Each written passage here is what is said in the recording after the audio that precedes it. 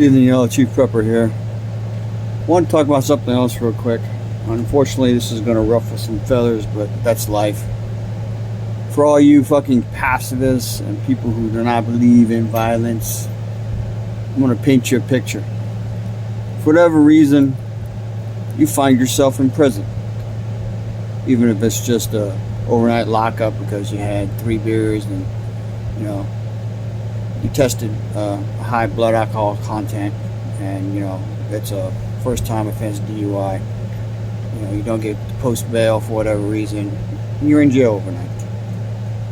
They put you in jail and your number is 123, and just before lights out, the guard comes around, says, "Prisoner 123, do you want a condom?" And you're like, why the fuck do I need a condom? Fuck no. Your cellmate is a man that is physically bigger than you, about like 130. Like I'm a big guy. I'm 210, 220, 230 pounds, 6 foot tall. My cellmate is, in this case, 6'8", weighs 250 or 300 pounds. He smiles when the guard says, "Prisoner 789, for whatever reason, he's got a higher number, he's been in there longer. "Would you like a condom?" He's like, "Yes." And he smiles, he says, "I want a Magnum." And for those people who don't know what that means, go look at the sizes on the box and that'll tell you. Basically, a Magnum's for a man who's got a dick like the size of a mule. Alright? So the moral of that story is, just because you don't want to have sex with your cellmate, he might want to have sex with you. Alright? For all the feminists out there, during a long-term shit hits the fan shit, you ain't fucking equal. Alright? If you read 1 second after, there's a rich businesswoman who admits she was raped the night before by 4 men for a cup of soup the next morning. So you're only equal because the world says we allow you to be equal. Physically, you are not. And that is the number one thing that will undo your ass in a shit hits the fan event. I'm sorry, ladies, but that's fact. You're just not as big or as strong as we are. And if you read the book that Rudy talks about, with a man who survived Bosnia and Herzegovina, he says men will become monsters. So if you think for 1 second we won't, go ahead.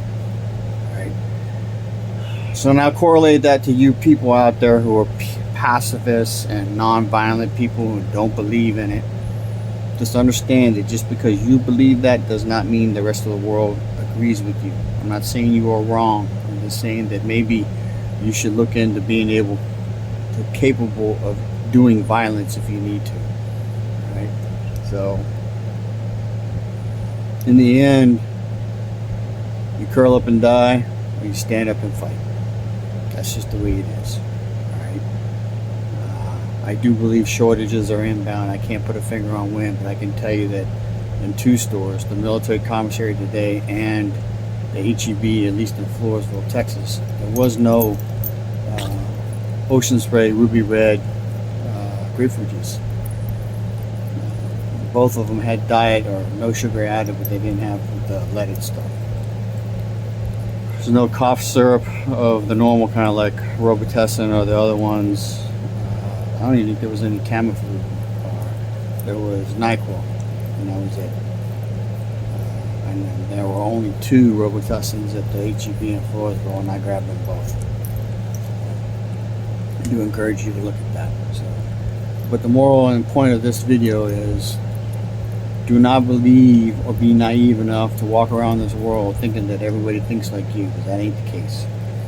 There are cold-blooded killers and gangs that will become warlords post shit hits the fan. I've heard tell that there are agreements between all the gangs that any fighting that is happening ceases, and they all group up, and they will inflict harm to anybody who stands in their way.